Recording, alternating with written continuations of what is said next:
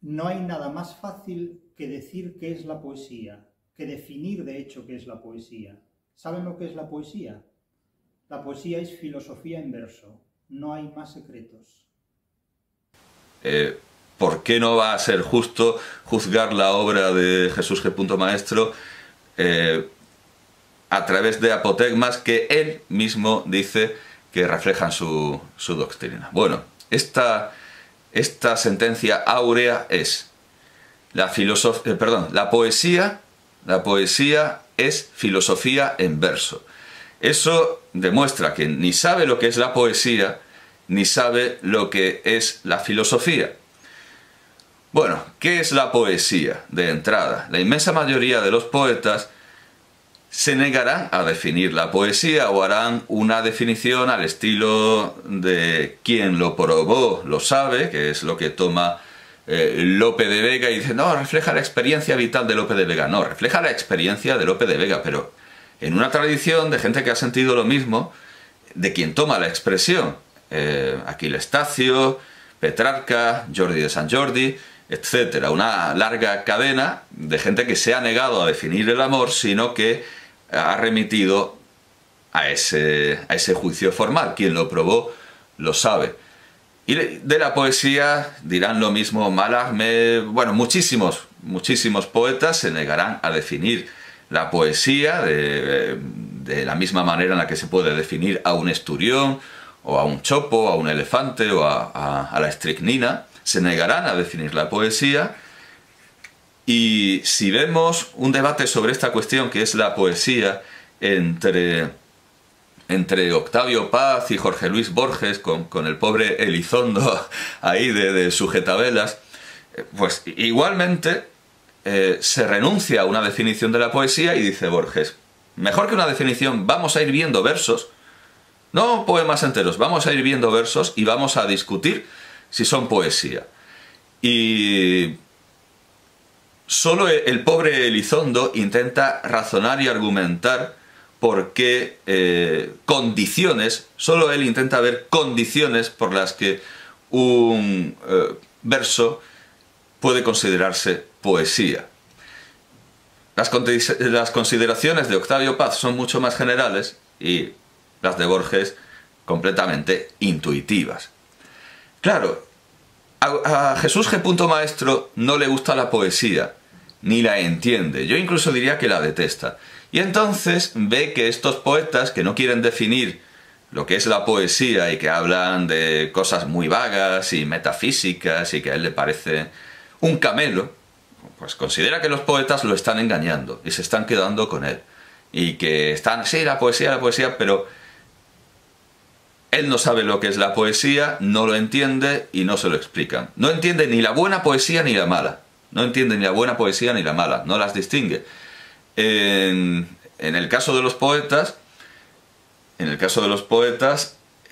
pueden distinguir entre buena poesía o mala o directamente cosas que no lo son. Yo me acuerdo de...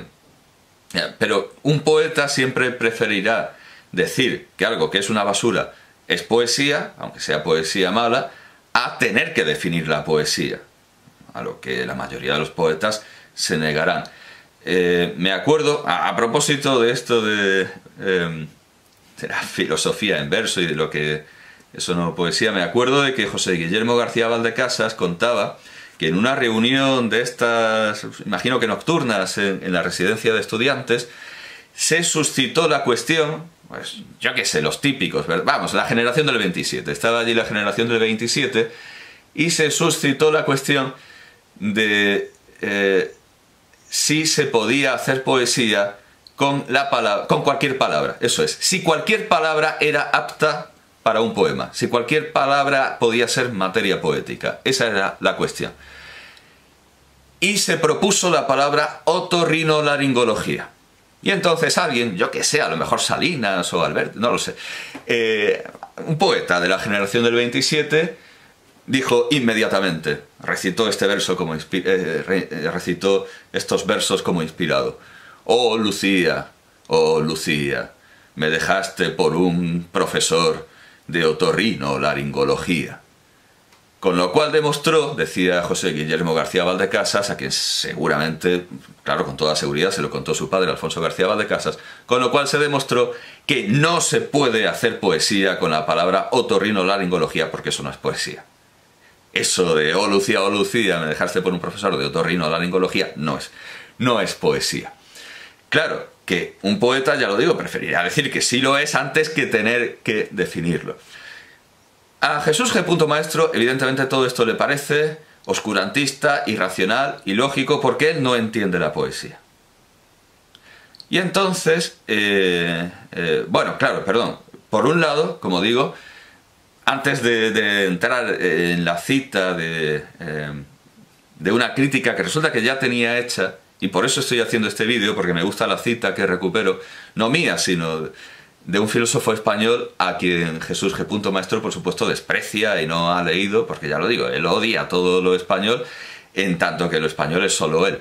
La hispanidad es él. Cuando se dice, una cita, cuando dice, tienes una cita con la hispanidad, es una cita con leer las 3000 páginas, los 3 volúmenes de su libro infumable, que al final parece ser que puede resumirse, según él mismo, en una frase tan errónea y tan absurda como la poesía es filosofía en verso. Bueno, de entrada, no sabe lo que es la poesía, ni le gusta, ni cosa parecida, no solo por todos sus análisis, sino también porque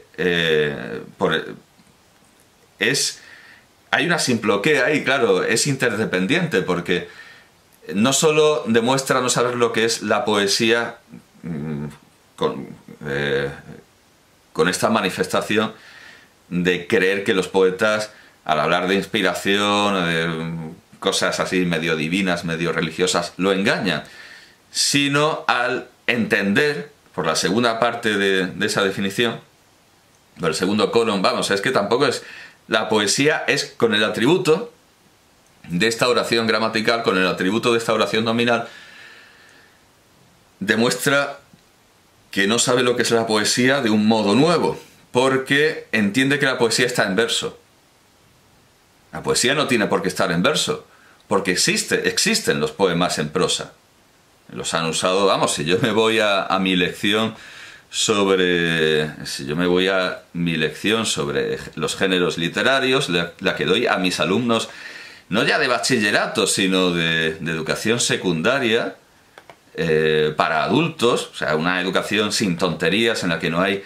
No digo que sean tonterías, pero el Estado quita de ese curso la gimnasia, el dibujo, la música, que no son tonterías en absoluto, pero no hay. Es decir, es algo muy adaptado y muy resumido. Bueno, pues yo a mis alumnos les recuerdo, bueno, les digo que existe el poema lírico en prosa, como los de Matsuo Basho,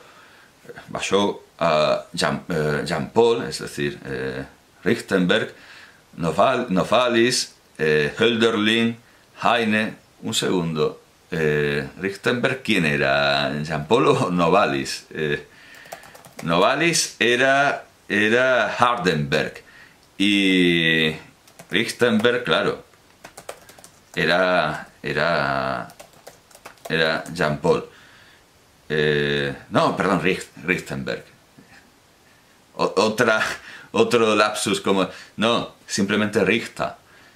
Johann Paul Friedrich Richter. Quizá esto debería habérselo aclarado a mis alumnos, pero como no quiero sobrecargarlos de... O sea, al final, si yo mismo me confundo, no quiero sobrecargarlos, Jean Paul me parece más recordable que Johann Paul... Vamos, se llamaba realmente Jean Paul, ¿verdad? Johann Paul Friedrich Richter. Bueno, que han escrito poemas... me acabo de levantar, tengan un poco de conmiseración. Que han escrito poemas en prosa, o sea, la poesía no tiene por qué estar en verso. Matsuo Basho, Jean Paul, Novalis, Hölderlin, Heine, Andersen, Poe, Turgenev, Garchin, Bertrand, Baudelaire, Rimbaud, Mallarmé, Wilde, Stefan Georg, Trakl. Por no hablar de que la prosa poética también puede ser épica y no lírica, como en Los mártires de Chateaubriand. O sea, Jesús G. Maestro se pone a hablar de la poesía y no tiene ni idea de lo que es la poesía, porque cree que es en verso. Pero también demuestra que no tiene ni idea de lo que es la filosofía y que no se ha hecho el favor, que le habría venido muy bien, de leer a Julián Marías, que en su historia de la filosofía tiene unos párrafos admirables sobre el género literario de la filosofía. Y me parece que sí, que su coetáneo, Francisco Rodríguez Adrados, el coetáneo de Gustavo Bueno, no es coetáneo de Jesús G. Maestro, no, el coetáneo de Gustavo Bueno, Francisco Rodríguez Adrados, también sigue esta exposición de Julián Marías, sin citarlo, pero bueno, llega a las mismas conclusiones. Puede perfectamente no haberlo leído, pero vamos, también podría haberse hecho el favor. Julián Marías expone que la filosofía se sirve de cualquier género literario, está más allá de los géneros. No es un género, la filosofía no es un género, sino que es una cosa distinta que usa cualquier género ya existente. Y el verso no es un género. La lírica es un género. La filosofía puede usar la lírica, pero también la épica, y de hecho, casi podemos decir que empezó comunicándose a través de extensos poemas épicos en hexámetros. La épica es un género, la lírica es un género, el verso no es un género. Y aquí Jesús Maestro, que tiene una cita con la hispanidad, pues se ve que ha rechazado su cita con Julián Marías, que ya digo que Francisco Rodríguez Adrados dice lo mismo, pero a mí me parece que la lectura de la historia de la filosofía de Julián Marías es una obligación casi moral, y si uno presume de hispanista, pues con más razón. Pero es que Gustavo G. Maestro, ya lo digo, desprecia profundamente a la filosofía española. Ahí era oportunísima, obligada y necesaria la mención a Marías sobre, vamos, y remito ahí, lo que dice Marías sobre el género literario, que no tiene, el género literario de la filosofía. Pero bueno, ha demostrado muy claramente que ni sabe lo que es la poesía, o sea, al decir la poesía es filosofía en verso, demuestra que ni sabe lo que es la poesía, que no siempre tiene por qué estar en verso, ni sabe lo que es la filosofía, porque la filosofía entra en el género que le dé la gana.